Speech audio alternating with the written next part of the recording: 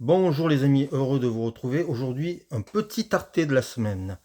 La chaîne franco-allemande a eu l'intelligence de mettre plusieurs films espagnols, donc de faire un cycle cinéma espagnol qui débute dans les films des années 80, 90 et 2000. Donc on a un large spectre à travers, je crois que c'est un film, dont certains je n'ai pas vus, donc je ne vais pas vous dire ou vous décrire chacun des films, je vais juste vous donner envie d'aller les voir. Donc on a un Carlos Sora avec Noce de sang, qui fait suite à son Carmen, qui avait été un gros succès, qui était un film de ballet, mais très dur, très, très sec, qui parlait aussi en même temps. C'est-à-dire que la tragédie se mélangeait avec le ballet les répétitions du ballet. C'était très, très intéressant. La Noce de sang, je ne l'ai jamais vu. Donc, honnêtement, je ne vais pas vous dire regardez-le. Voilà, je ne l'ai pas vu. Et je vais le découvrir parce que ça sert à ça, hein, quand il y a un cycle, c'est de découvrir des films de réalisateurs et découvrir aussi euh, une mentalité, presque un style dans un pays. Est-ce que le cinéma espagnol a un style? C'est intéressant de se poser la question.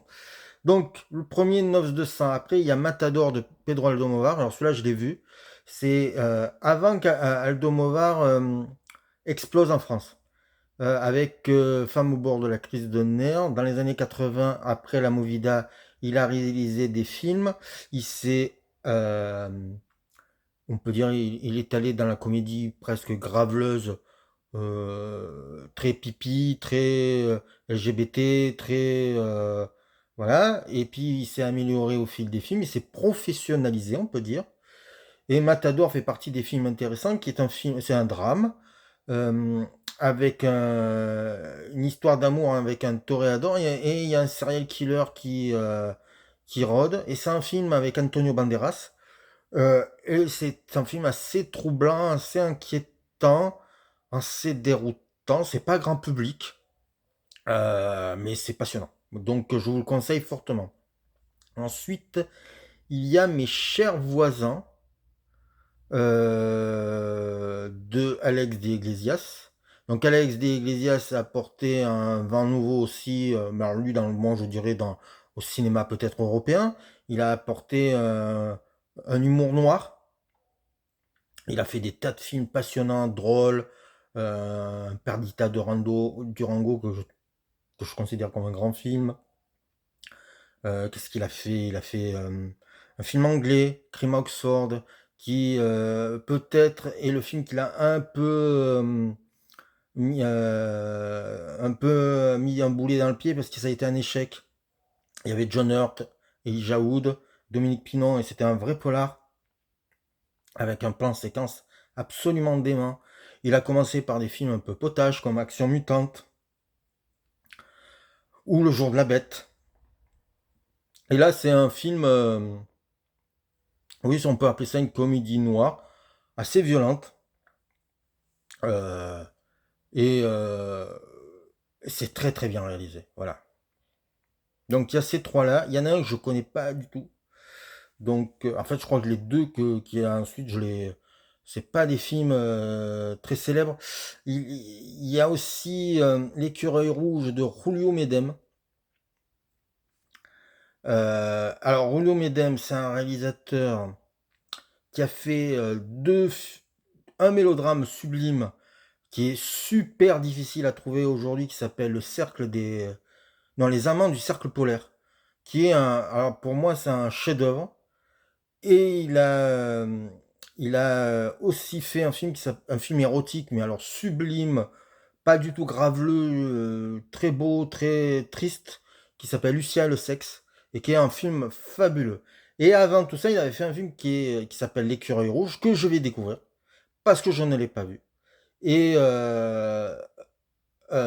je suis très curieux de voir ce film-là. Alors, je fais une petite parenthèse, mais une grosse même, hein. Euh, Aujourd'hui, je crois que la plateforme de Arte a dû mettre 5 ou 6 films d'un coup. dont un Moki, parce que ce soir il passe un Moki, donc pendant une semaine, à mon avis, il y a un Moki qui s'appelle Agent Trouble, et c'est un grand Moki. Et puis j'ai vu un film qui s'appelle les, la mutinerie, non, Les Mutins du Yorkie, qui est un film d'horreur fantastique, gothique, allemand des années 50-60. Et je vais vous dire, voilà, ça, j'ai très très très envie de voir ça. Pourquoi je vous dis ça? Parce que bien sûr, le cycle espagnol, allez-y, vous allez vous éclater. Ils ont changé beaucoup, les Espagnols, le cinéma de genre. Je trouve en général, ils l'ont beaucoup fait évoluer. Ils ont mis de la bizarrerie, ils ont mis de la folie, ils ont mis de l'humour. Euh, les années 90-2000, ça a été le cinéma d'horreur avec l'orphelinat de Bayona et Rec. Et puis maintenant, il y a le polar avec Rodrigo Saragoyan qui fait des films absolument déments. Donc, le cinéma espagnol est un cinéma très important. Et c'est bien qu'on puisse voir ces films-là sur une plateforme, et les connaissants, ils vont rester pendant un petit temps, donc n'hésitez pas à les regarder. Vous avez sûrement 2-3 mois pour les voir. Je dis ça, j'en parle parce que j'ai vu qu'un influenceur, même pas un youtubeur, un influenceur a fait un post Twitter en disant que le piratage c'était bien parce que ça permettait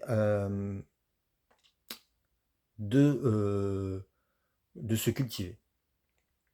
C'est une énorme connerie. Voilà, ça, c'est c'est une énorme connerie parce que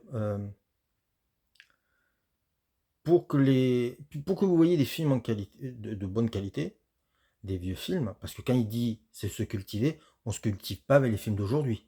On se cultive avec des films de ciné-club. Les films de ciné-club, ça a 20 ans à peu près. Donc c'est des films qui doivent être restaurés. Pour faire une restauration, ça coûte de l'argent. Donc un éditeur DVD, étranger, français, du monde entier, met de l'argent pour pouvoir, en- comment dire, pour pouvoir le restaurer et proposer un Blu-ray de qualité. Un Blu-ray 4K, un Blu-ray normal, n'importe quoi, c'est pas important. Et donc, dire c'est bien de pirater, c'est une énormité parce que des éditeurs se battent pour pouvoir, comment dire, pour pouvoir vivre, et c'est pas simple. Moi, j'avoue, je suis sûrement une des rares personnes qui n'ait jamais piraté de film. Alors, je dis pas que j'ai pas vu de film piraté. On m'en a prêté, on m'en a donné, mais moi, je n'ai jamais sur mon ordinateur piraté. Je suis collectionneur. Et donc, vous allez voir, hein. Ah, je tourne, vous allez voir, c'est un effet spécial. Moi, je suis du genre à collectionner DVD, Blu-ray et ainsi de suite. Voilà, là vous ne les voyez pas, mais il y a mes Blu-ray. Je collectionne et je, je suis fier de ça. Je pense que je n'ai pas de bibliothèque de livres, j'ai une bibliothèque de films. Je rajoute une chose. Je pense que ce jeune garçon qui est jeune et qui n'a pas bien vécu pense qu'il faut voir beaucoup de films pour se cultiver. Oui, il faut voir beaucoup de films, mais sur le temps. Moi, j'ai 53 ans, il y a plein de films que je n'ai pas vus. Et peut-être, je vais être honnête, il y a des grands classiques que je ne verrai peut-être jamais, parce qu'ils ne viendront pas à moi. Mais je veux pas me forcer à voir certains films. Je veux avoir envie et oui, et si ils sont dans une plateforme, je suis content de les découvrir.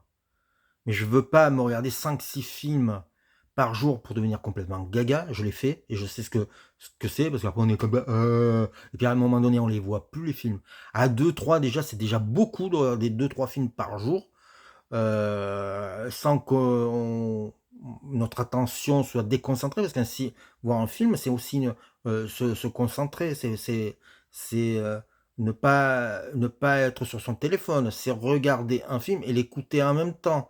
Donc, euh, avec les plateformes, on peut voir énormément de films. Les plateformes gratuite. Je répète, il y a France Télévisions qui propose énormément de films. Il y a quelques semaines, je vous ai parlé de Alain Delon et je les ai revus avec plaisir. Là, je vous parle du cinéma espagnol et je les ai vus. J'en ai vu un tout à l'heure qui est mes chers voisins parce que je l'avais pas vu et que ça fait plaisir à revoir. Et donc, il y en a d'autres. Il y a plein d'autres films que j'ai envie de voir. Bon, j'ai une plateforme payante qui est Netflix et ça me suffit. Mais si je regarde trop de films, après, il faut vivre. On apprécie le cinéma si on vit, si on mange bien, si on sort de temps en temps profiter du soleil, si on va voir des expos, si on lit des livres, si on lit des bandes dessinées, si on va au cinéma en salle. Mais voilà, regarder toute la journée des films piratés euh, sur sa télévision, je ne suis pas sûr que c'est être cinéphile, je pense que c'est être un consommateur. Et je pense qu'un film, moi je regarde 2-3 films par jour. Dans les 2-3 films que je vois, il y a souvent un inédit et souvent un film que j'ai vu et que je vais revoir. Par plaisir, parce que peut-être un truc m'a échappé, tout ça. Mais je vois pas l'intérêt de voir 3 films d'un coup, parce qu'à un moment donné, un va un peu m'échapper. Donc je regarde 2-3 films. Et souvent un inédit, mais pas sûr, pas forcé. C'est selon mon humeur, selon mon envie. Ne vous forcez pas à regarder des films que vous n'avez pas envie de voir. Regardez les films quand vous avez envie de les voir et regardez les films qu'on vous propose. Parce que souvent, vous n'irez pas vers ces films-là. Mais du coup, vous allez découvrir des pépites. Moi, gamin, j'ai pu voir, grâce à un ciné-club qui était dans mon collège, j'ai pu voir des films que j'avais pas vraiment envie de voir, je les connaissais pas. Donc je pouvais pas dire, tiens, voilà. Mais à 11 ans, j'ai vu Le Bal des Vampires, Les 7 Samouraïs, Fog de Carpenter, euh, Hiroshima, mon amour, de Alain René, et j'en oublie d'autres. Voilà, on me les proposait, je les voyais. Là, vous pouvez voir des films sur des plateformes, on vous les propose, regardez-les. Dedans, vous allez trouver des pépites et qui vont vous marquer à vie. Bon, là aujourd'hui, il y a des films espagnols sur Arte et ils viennent de rentrer aussi des nouveaux films d'Anne Fontaine. Moi, je suis pas un fan d'Anne Fontaine, mais je vais me forcer d'en regarder un parce que je veux comprendre pourquoi je n'aime pas cette réalisatrice. Parce qu'on fait, c'est Toré qui dit ça dans un bouquin. Il dit on fait du cinéma, on aime le cinéma pour, et on aime le cinéma contre, selon notre sensibilité. Anne Fontaine ne fait pas partie de ma sensibilité, mais je veux comprendre. J'ai une plateforme gratuite qui me permet ça. Donc, je vois pas l'intérêt de télécharger des films. Souvent, la plupart du temps, les gens téléchargent en piratant. Il faut être honnête, ils piratent des blockbusters américains à la con ou des films en VF, ce qui aussi n'est pas une bonne manière de découvrir un film. Donc voilà, c'était mon petit effet moralisateur du moment, parce que voilà, ça m'énerve qu'un mec fasse l'apologie du piratage sur le net. Je suis complètement contre ça. Voilà, ne faites pas autrui ce que voilà, vous aimeriez pas qu'on vous vole des livres ou qu'on vous vole des CD ou qu'on vous vole vos films ou je ne sais quoi que vous collectionnez, même des statuettes ou quoi que ce soit. Vous aimeriez pas qu'on vous vole ça. Eh ben, quand on pirate un film, on vole. Voilà, faut être honnête, il faut le dire. Voilà, j'espère ne pas trop vous avoir embêté. J'avais ce petit coup de gueule là qui qui revenait en moi et j'avais vraiment ce coup de cœur du cinéma espagnol Arte et cette plateforme que j'aime de plus en plus.